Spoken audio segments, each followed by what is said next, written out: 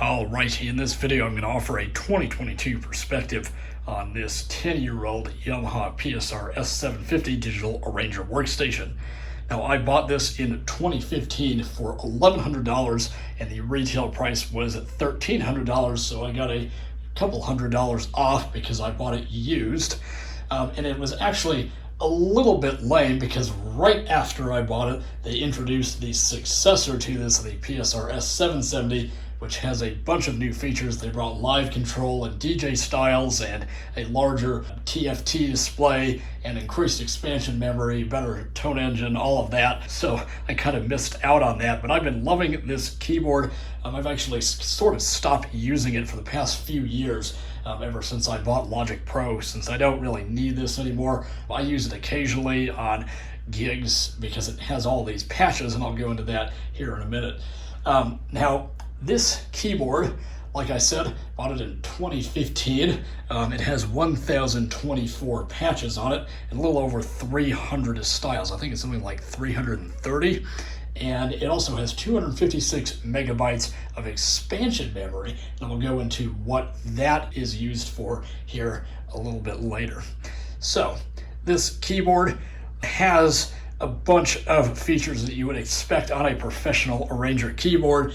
It's got nice styles that are pretty realistic, actually, and it's got things called multi-pads, which are basically loops that you can play in the back of anything, and you can change the key of the multi-pad. You can even make your own multi-pad if you want. And there's something called audio multi-pads, where you have an audio file on a USB drive and you can assign an audio file to play when you click one of the multi-pads. So for example, we can click one of these. This is just number one.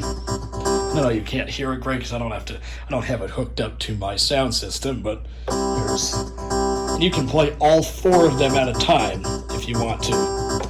So you can cue all of these up like so, and then you're playing all four. So you can do any number of things with these pads. You can even make them play kind of out of sync if you want to, but I think they will eventually quantize. I think that's kind of an automatic thing. So this also has some features of consumer level Yamaha keyboards, like one-touch setting, although one-touch setting, there are 4 one-touch settings for each section. And if you don't know exactly what that is, I think it's easier if I just demonstrate it for you. So let's open up this little category here, and we can choose a style here, and let's just turn on the auto accompaniment. I know you can't see the button, but let's just start here. So we can see I still got the piano sound, right? But if I hit the one-touch setting, and when I change the section,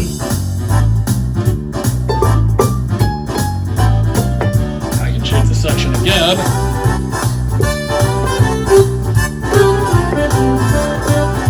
and then finally the last one.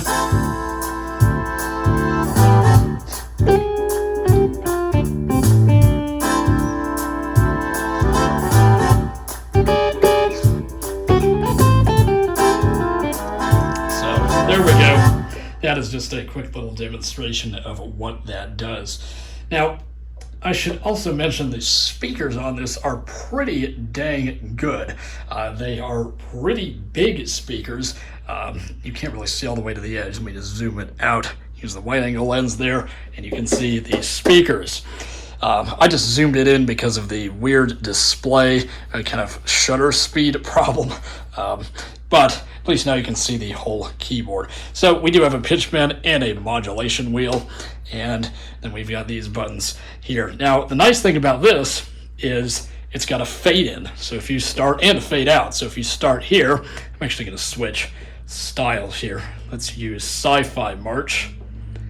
I'm going to also switch keys here. So you just hit a key. You can do this with anything. You can do it with a song. You can do anything.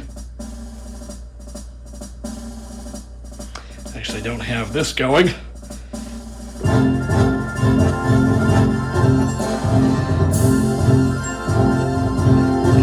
fade it out too.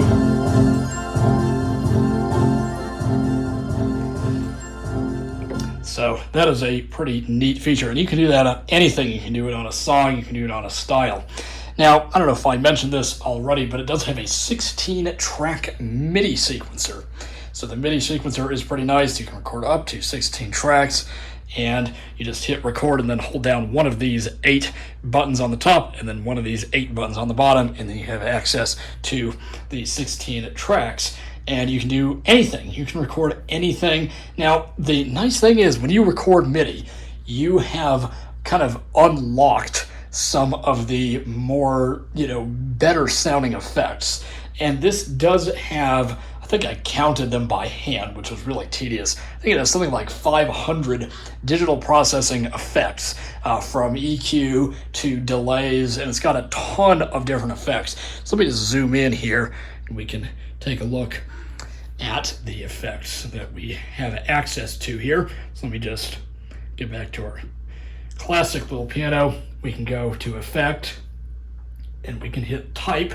We've got all of these different effects. We have different digital processors. We have a reverb and a chorus.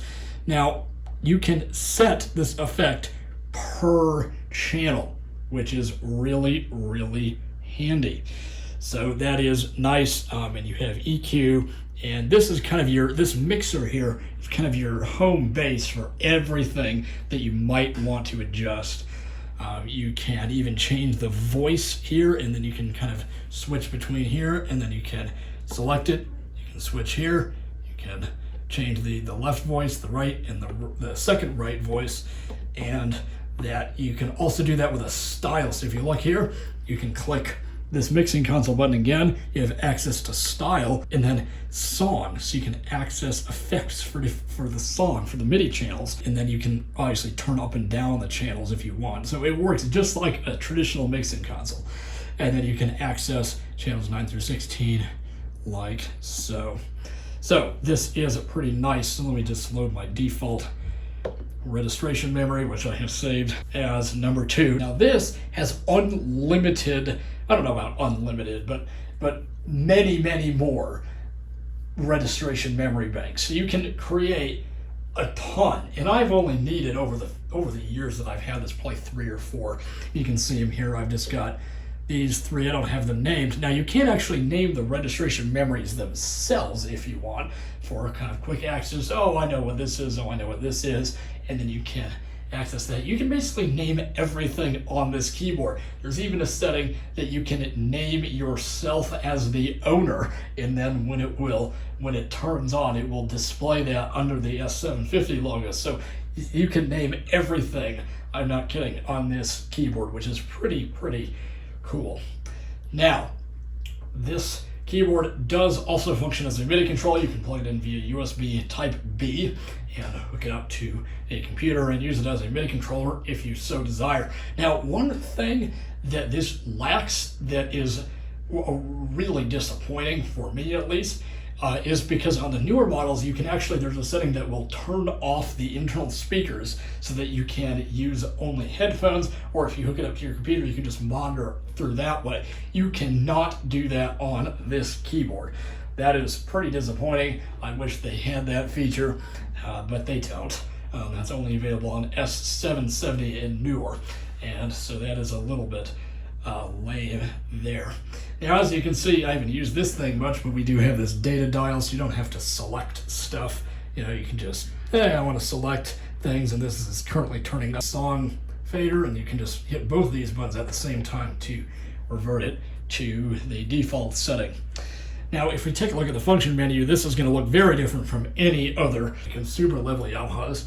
We can have anything that you could imagine. Like if you are old-fashioned and you use actual MIDI connectors, you can select different channels and different things that you can turn on and off, like local control, and if you're hooking up to an external controller and things like that.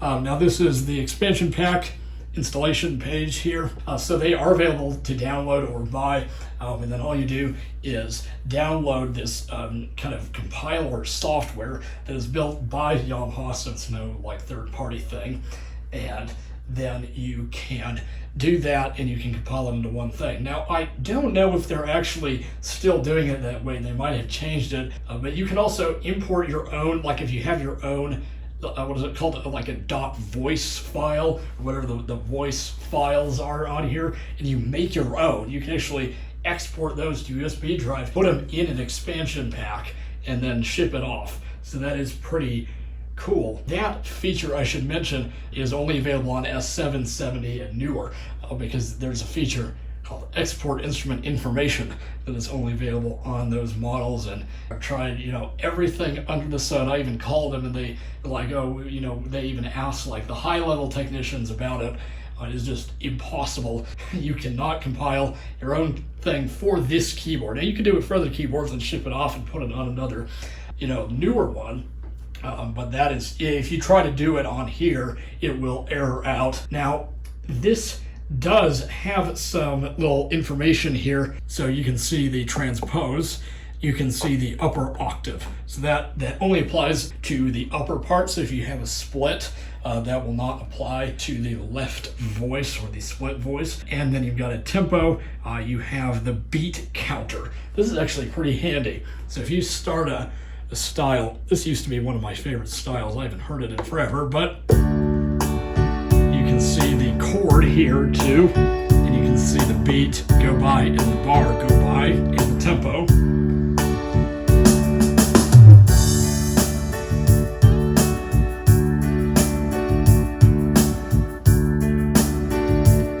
Now, the nice thing about this keyboard is, in all Yamaha Rangers for that matter, is that you have 3 intros and 3 endings. So that is pretty nice. And so you can say we do intro 3. And the intros correspond to the endings. Let me just show you that here. Usually the intro number 1 is the shortest.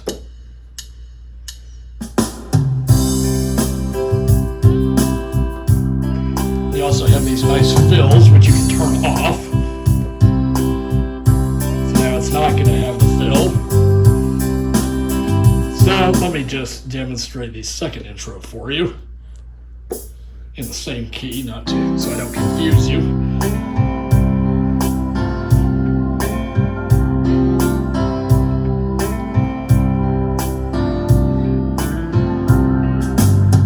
So that's intro number 2. Here's ending number 2.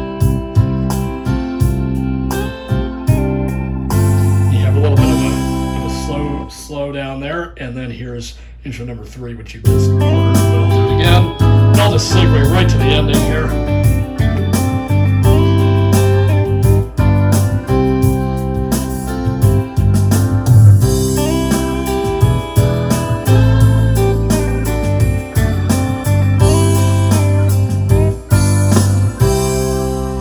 So that is a really kind of nice little feature. You have those different intros and endings.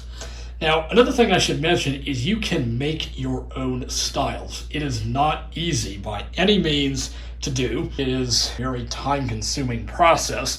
However, I have made some very cringy styles like 2/4 acoustic polka, which is pretty terrible. This is just an example of something that doesn't even have a fill on it. But at least I have all my 3 intros and endings. Here, let me just, where's a better one? Yeah, this one's a little bit better. So yeah, it is by no means easy to do, but it works.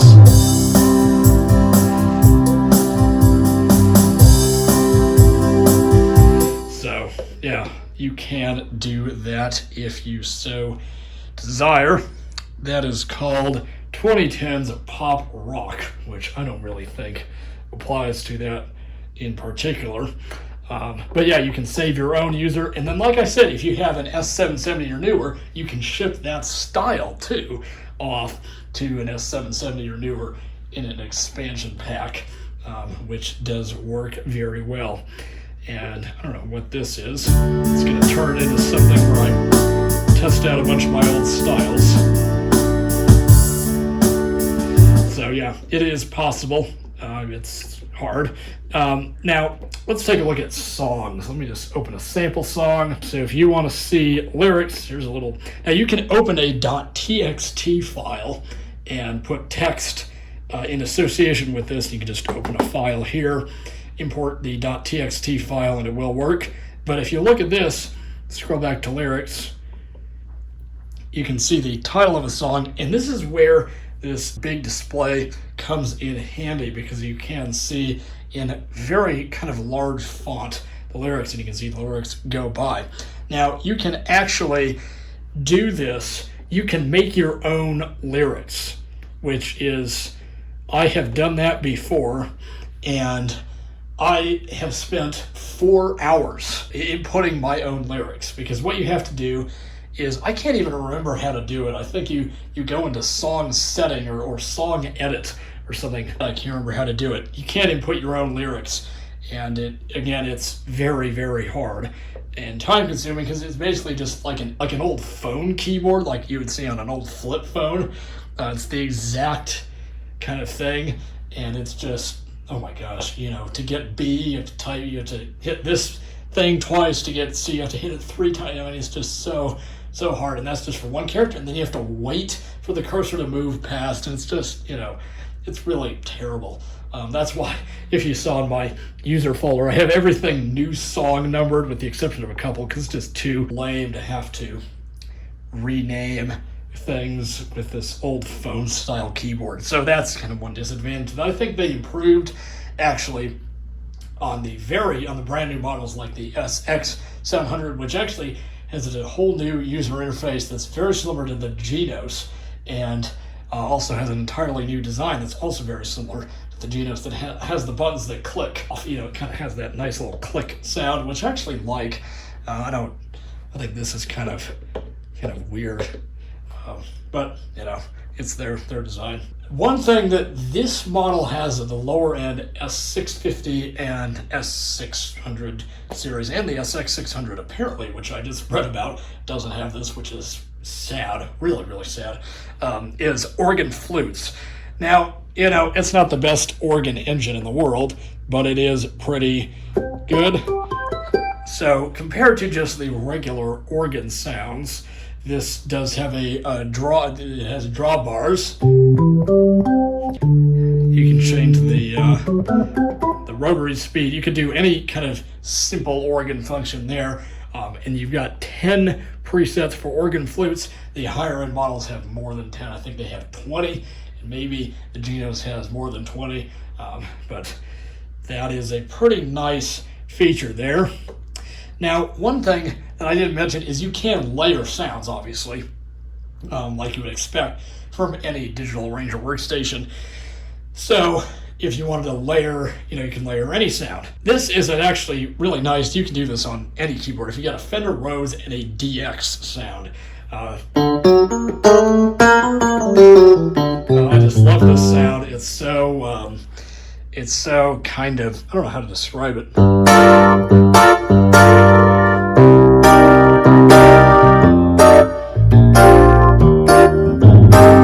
But that is a really, really nice. So you can do that. You can layer sounds. You can split sounds. I should mention, you do have a variety of demo songs, which, just because of copyright, I probably shouldn't play for you. There are people who have uploaded these to YouTube, so you can find them. If you just search up PSR-S750 demo songs, you can actually find them. Actually, for almost any Yamaha keyboard, I've actually found that kind of crazy. You can search up like any Yamaha original demo song you can find on YouTube. So there we go. So I think that's a pretty good overview of this keyboard. Now I think we should make a determination about if this is still usable in 2022, and I think it is. I think it's a very good value now. I bet they probably go for $500 or $600 now, and they're really. I think this still holds up. Now, obviously, the S770, the S775, the SX700 are significantly better. There's just no question about that. But this, I I love this keyboard, and I've had it for so long that I think I can, I think this is a pretty kind of organic opinion for me, that it's just as with the DP008EX that I did a couple days ago, I think this is just really something that I will keep, just, because you never know when you might need it. Again, I don't use this very often anymore. I just have it off to the side, but I think this is a really, really good keyboard still. So if you're still looking for one of these, I think you've made a good choice. And keyboards never get outdated. I mean, except for the sounds. And the sound engine is old. There's no question about that. It's a 15-year-old sound engine, or more. This might even be a 20-year-old sound engine at this point. So it's not like a Genos. It's not like an SX700, which has the brand new sound engine. It's an old sound engine. So, just keep that in mind. You're not going to get super great sound out of this, but it is what it is. I think that pretty much does it for this video. Obviously, if you got any questions, feel free to ask about this. And otherwise, I think that'll be it for today. So thanks for watching.